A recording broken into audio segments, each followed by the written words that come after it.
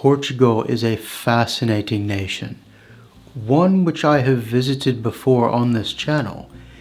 I'm Benjamin Angwin, and today we're talking about Portugal, or more specifically, a part of its identity.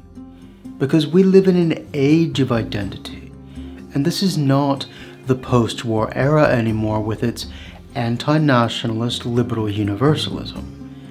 We're moving into something still forming that is a reaction against those post-war ideas.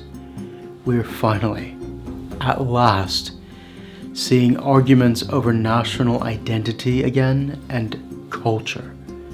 One way in which this shows itself is you see folk all over the world trying to dig up older identities and say, this is who we are.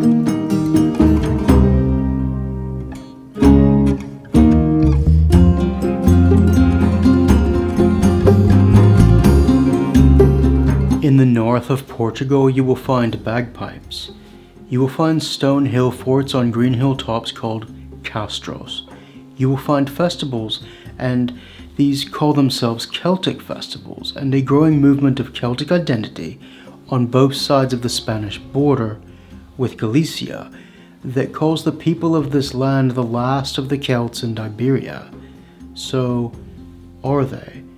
Are they the Portuguese Celts? There certainly were Celts here, no one can deny that. But that fact tells you almost nothing about what the Portuguese are today, though it does tell you some of what the Portuguese are. To see why, we need to walk through every layer of people in this land that it has worn one on the other like a coat, or layers of sediment over centuries, and ask, at the end, what actually survived through all these layers?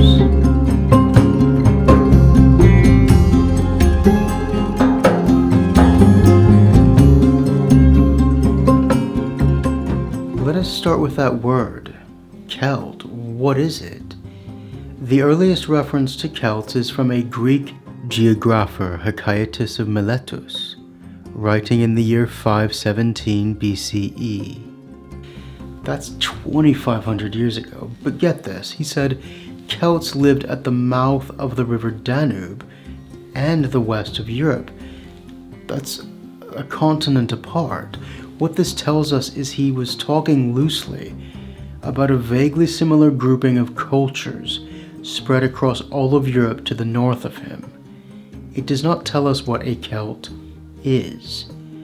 Further west and later, long before Rome ever set foot in Iberia, this land had Celtic and Celtic adjacent peoples. Now, what do I mean by that? We today must have a way of classifying cultures that are dead to us, who clearly had similar religious, linguistic, and cultural traits. But what about Celtic nations today? I'll get to that later. In the north of Portugal, along and beyond the river Douro, lived the Gallici, probably giving their name to Galicia today. South of them lived a people the Romans called simply the Celtici. Celts by name, confirmed not just by Greek and Roman writers, but by inscriptions dug out of the ground, bearing that tribal surname. Further south, in the Algarve, the Cinetes were likely older Tartessian stock who had been Celticized by their neighbors over time. And what do I mean by Celticized? The same thing I mean by Anglicized, Islamized, Romanized, Russified. The Irish, like it or not, are Anglicized in language and culture. They are Anglo-Irish.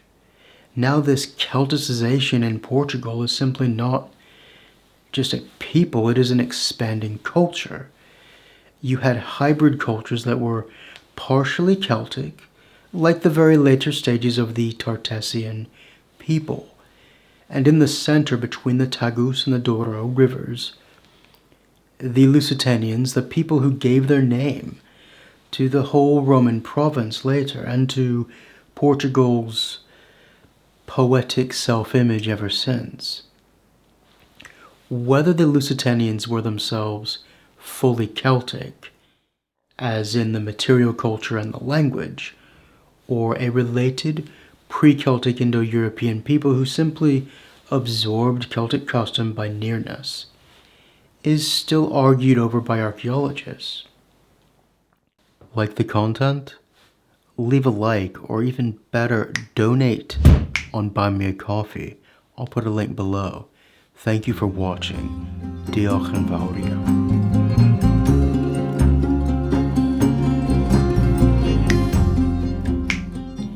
Even Strabo, writing 2,000 years ago, wasn't sure how to draw that line.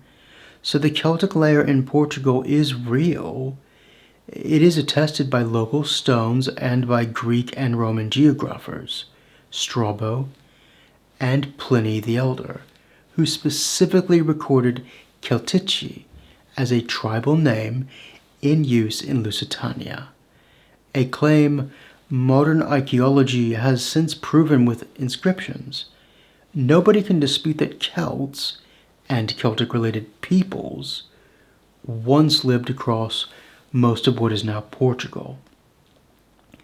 But notice something about that proof. The word Celt, whether or not natives called themselves a similar word in this land, is irrelevant. The word has passed down through to us from outside. It is Greeks and Romans doing the naming, centuries after these people had already been here. That alone should make us cautious about what the label is actually doing. And it points to a bigger problem, one that goes far beyond Portugal. Why can't the word Celt mean more than one thing?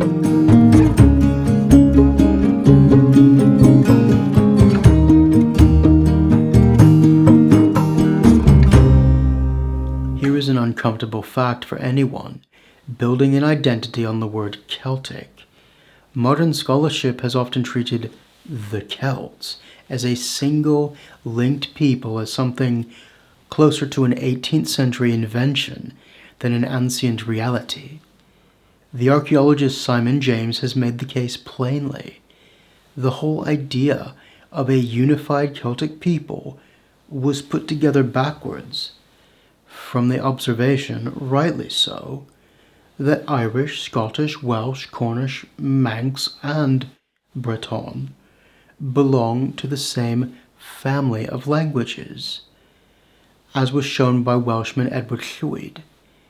From that linguistic fact, 18th century scholars built an entire ethnic identity, and that identity was then put to work, giving Ireland, Scotland, and Wales a sense of who they were that was not simply British. And this offends my identity because it puts Britons and Irish into the same ethnic group, when the Welsh are far closer to the English culturally and ethnically than we are to the Irish. That does not mean Celtic languages are not real. The word Celtic is what we chose for this language group, and we will never go back and change that for the sake of someone else's fragility in their identity. It's just what we call these languages. It does not mean that the ancient tribes calling themselves or being called Celt did not exist. It means they are so far back in time that we don't really care. It means the modern packaged identity of Celt being a continuous people across Europe is both irrelevant and taken by us to mean something else. Switzerland used Helvetica to unify their people today. Belgium took a Celtic name in its country's name. Culture and identity are not stagnant. We have to admit identity keeps moving and borrowing from the past to recreate the future. Celtic as a language family is real, and there were people in Portugal who spoke a Celtic language. Celtic as an ancient tribal label used by Greeks and Romans for peoples in Iberia is real. Celtic as the defining unbroken identity of a modern nation since the Iron Age, that is not real. It is a weak, baseless claim. And it's the third one, the third way people usually use this word Celt when they say it today. That word Celt means three very different things. One, Celtic languages. If you speak one, you are Celtic. Two, the Iron Age peoples across Europe. Three, a pseudo-identity people create to feel belonging in a culture, ours, the West, which has been destroyed by anti-nationalist liberal ideology, which deracinates people, removes their roots, and makes everyone the same. So this third type of Celt is people reacting to a lack of nation and identity in their lives. But the real answer is, who came after the Celtici and the Gallici?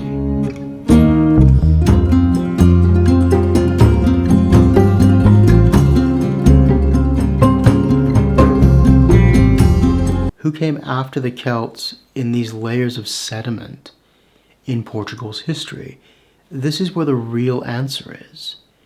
Rome arrived, or rather, it marched brutally across it in the 2nd century before Jesus and stayed for 600 years. It gave the land two provinces, Lusitania and Galatia, and it gave the land something far more lasting than a province, a language, Latin, spoken by the soldiers, settlers, and administrators, slowly replaced Lusitanian and the Celtic tongues of the north, and it began to change. By the time Rome's power finally failed, the people of this land were not speaking Celtic. Not only that, they likely had only a fading memory of another language at all before them. They were speaking a form of Latin, influenced by that language, that was changing still. It was Celto-Romance, like Gallo-Romance in France. That is the first and most important layer of change, and we will come back to it. At the same time, this Celto-Romance identity had fully dislodged the old. Rome fell over decades, maybe you could say a century, and the people put on new coats. In 409, Germanic peoples crossed into Iberia, and the Suebi built a kingdom in the northwest, centered on Braga. I hope I get to see that city. Its king Recer converted to Christianity in 448, the first Christian kingdom in the region's history. Identity changing. For over a century and a half they ruled, adding a layer of Germanic identity, another layer of sediment, until the Visigoths absorbed them in 585 and unified almost the whole peninsula under Visigothic law, which fused Germanic and Roman laws into a new culture. Then in 711, another new layer. The armies of the Umayyad Caliphate crossed from North Africa, broke the Visigothic kingdom in a battle, and brought Arabic language, Islamic law, and centuries of Moorish rule to what is now Portugal. In some regions, that rule lasted over 5 centuries. Twice as long as the United States has existed as of making this video. That's not to insult America. No. But both the Suebi, Visigothic, and Islamic periods are long enough to have created a new identity as has happened in America. It was during this time, in the northern Visigothic population, that the name itself, Portugal, was first used in the 9th century, Portucale. Place names across the south, meanwhile, agricultural words, mathematics, are Arabic in origin, all of it still a part of Portugal today. And each time a new part's added, you lose some of what came before. Only slowly from the 9th century onward did Christian kingdoms push back south and liberate their land from Islamic occupation. The Count of Portugal then, in 1179, Afonso Henriques, declared himself king, a new kingdom. By 1249, with the fall of Algarve, Portugal's borders were fixed, mostly unchanged to this day. And that is crucial The shape of Portugal only existed after all of that. Celtic, Lusitanian, Roman, Suebian, Visigothic, Arab, only then Portuguese. 6 coats, at least, worn over one another for over 2,000 years. Ask yourself honestly, after 6 changes of coat, that deep, what claim does the first still have on the body underneath? We Welsh are Romano-British. We are not just what was here before. The Welsh identity and language did not exist before Rome. Do you see what I'm saying?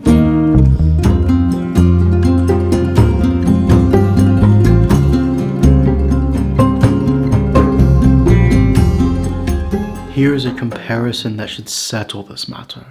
Nobody looks at modern France and calls it a Celtic country, even though the Gauls are called Celts by any scholar who is not a joke. But get this, France is not called a Germanic country either, even though France's own name comes directly from the Franks, a Germanic tribe who conquered Roman Gaul and gave the land its name. The Franks ruled a long time and left their mark, but French remained, overwhelmingly a Romance language from Latin like Portuguese, Gallo-Romance. The Frankish substrate left words, names, and a ruling class. It did not make France Germanic.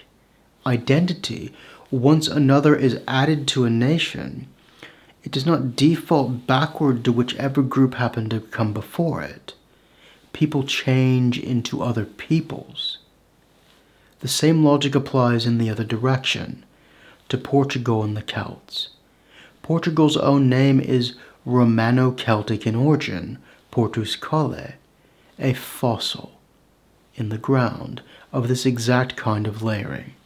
Nobody would say that a fossil makes modern Portugal a Celtic nation, any more than the Frankish origin of the word France, as if it made modern France a Germanic one. The word Palestine is Greek. The Arabic language does not even have a P sound in native words. Does this make Gaza part of Greece?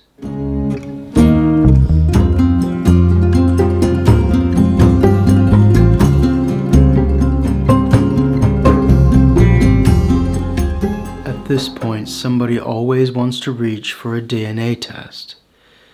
Let's talk about why we are not going to do that on principle, not just for convenience. Imagine a machine that reads your blood and tells you what percentage of Celtic you are.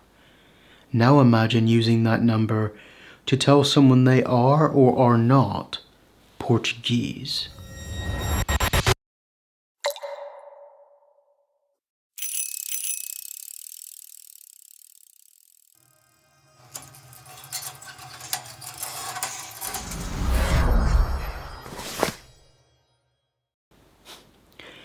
Once you accept that logic, you accepted that identity is something a machine can revoke from you based on an ancestor from 3,000 years ago. And that is a road with a long and ugly history behind it. From blood quotas to eugenic science, none of which this channel has any interest in tolerating, even in play, even for a fun thumbnail you click on. Identity is not a percentage of ancient blood sitting in a cold laboratory. If it were, Turkey would become Greek and Armenian tomorrow. Only around 10% of Turks are ethnic Turks. No nation on earth would survive its own history intact, because people, every people on earth, is a recipe of certain groups, mixed into a delicious taste. Even Iceland is a mix of Norse and Irish. Let me know if you want that video. But the question worth asking isn't how much Celtic blood is left. It's the other way around. What actually carried through, unbroken from one layer to the next, into Portugal today?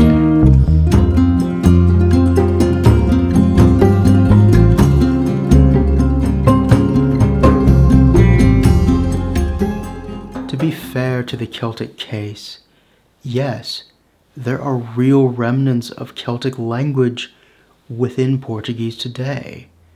Place names, a handful of words, traces in the land itself. If you want the detail on that, it's covered fully in this channel's companion video on the subject of language, and I'll put the link below. A substrate is not the same thing as an identity. Every layer leaves some sediment layer, like building a cathedral, above it with layers. Arabic left sediment too, and nobody worth listening to calls Portugal an Arabic nation, despite 5 centuries of rule and a far deeper debt of language than anything Celtic ever left behind. A substrate tells you what came before, but it is only one part in the story of a national family.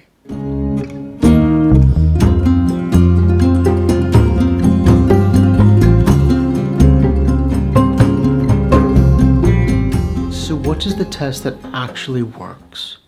Not a blood test, but a living, continuous thread, carried forward unbroken generation to generation, through every change of ruler and religion and border. Germany's thread is the German language, spoken through empire, division, and reunification. Israel's thread is the Jewish faith, carried through exile after exile back to the same land. America's thread is the Constitution, freedom as the essence of identity.